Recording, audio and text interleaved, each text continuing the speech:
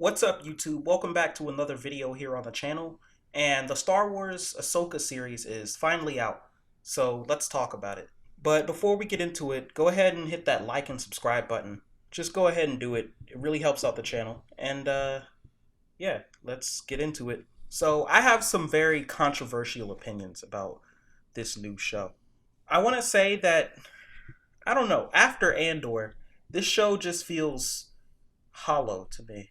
I don't know, like, it's alright. It's alright. I'll say it's alright. I have a few gripes with it, though. The main thing is this. The first two episodes, they kind of feel just like that one Lizzo episode from The Mandalorian. You remember the one. The one that, when it came out, everybody collectively lost their shit. This entire series so far feels like that to me. The combat in it, especially the first fight, where we see Ahsoka take on those 5 droids, that felt incredibly slow to me. An incredibly slow fight. I have a few concerns about the plot as well. The first episode has the same plot issues as The Rise of Skywalker. Our main characters, they need a map to find a super important person that can change the galaxy and is very important. Finding this map is super important. But the thing is, just like in The Rise of Skywalker, this map makes no sense at all. Why would there be a star map leading to a single guy hidden in an ancient temple? I mean, Thrawn can't be thousands of years old, right? We just saw him get banished to the Shadow Realm in Star Wars Rebels. So he's only been gone for what? Maybe 10 years maximum? I don't really know. 15 years? Could be. But it's not 1,000 years. That's pretty concerning. Maybe I'm just missing the point. Maybe it does make sense that there would be a Sith dagger that lines up perfectly with the wreckage of a ship, and it points to the exact location of Exegol to find Emperor Palpatine for some reason. Or am I just bullshitting? But with this show, girl power, I guess? I guess this show has girl power. It passes the what is it, the Bechdel test? Whatever test it is to see if two female characters are talking about something that's not a man. This show definitely passes that test, so bravo. Clapping sound effect. Alright, I'm not gonna be too negative. This show's it's not that bad. It has a few good things in it. I really like Ahsoka's acting. Rosario Dawson, she always does a good job as Ahsoka. She really sells the character to me. And I mean that genuinely. Even in The Mandalorian, it feels like she was born to play this role. This is really good casting. Another character that's really good casting is the woman playing this Sith villain, or dark side villain. We don't know if she's a Sith yet, but she's on the dark side. She looks like, to me, kind of like Scarlett Johansson. I thought it was Scarlett Johansson at first, but apparently it's not Scarlett Johansson. I'm just gonna say it. She kind of looks better than Scarlett Johansson.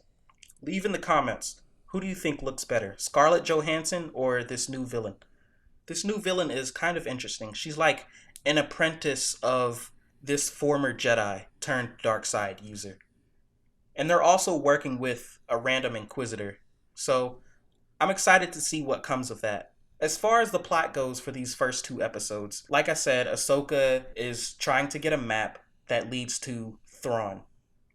And Ezra, by extension, because they were banished together. And then you have Sabine over here acting like a child, even though, there's galaxy-wide stuff at stake. Why would you take the map knowing that other people are after it? I mean, come on now. Ahsoka risked her life trying to get this thing. So why would you just take it? You deserved to get stabbed by the premium version of Scarlett Johansson. But the number one thing I'm still waiting on is seeing Ezra and Thrawn.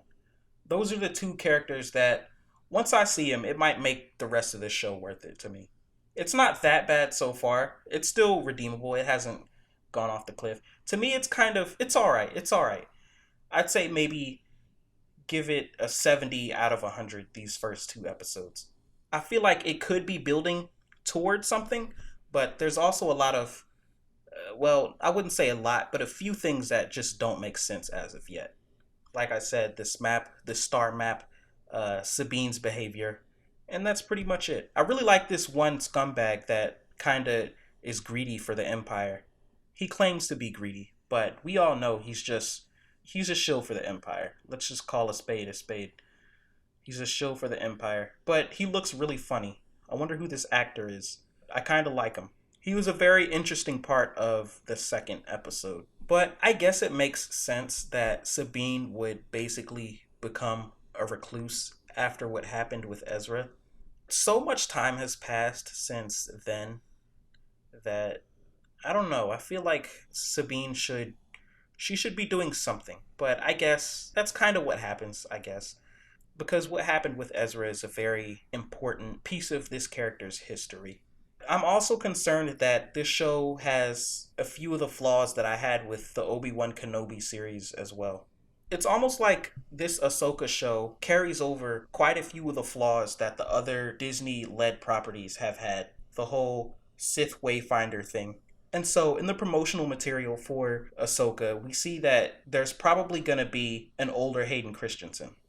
One of the problems that I had with the Obi-Wan Kenobi series is that in flashbacks, Hayden Christensen, it's kind of jarring how old he is. I know that sounds kind of mean, and that's kind of, yeah, it's kind of mean. But to me, it's pretty jarring how old he is to be portraying, I guess, an 18-year-old. I mean, they could do some sort of digital de-aging. I'm sure they've gotten better at it by now.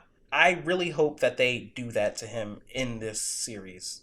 And maybe go back to Kenobi and correct it, old George Lucas style, original trilogy re-release style. But they don't have to.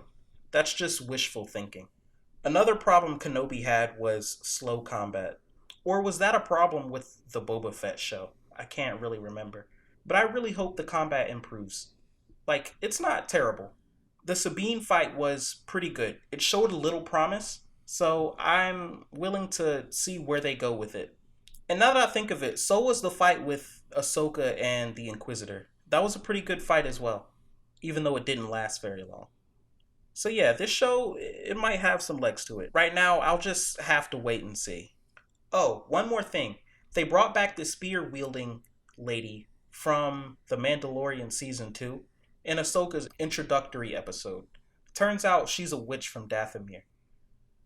If she's a witch from Dathomir, why doesn't she look like one? Like, why would she disguise herself to look like a human if aliens are everywhere in the Star Wars universe? There's really no need for this. I feel like they kind of just retroactively made her a witch of Dathomir, and she wasn't always intended to be so. Or else she would have looked like a witch of Dathomir back in The Mandalorian Season 2.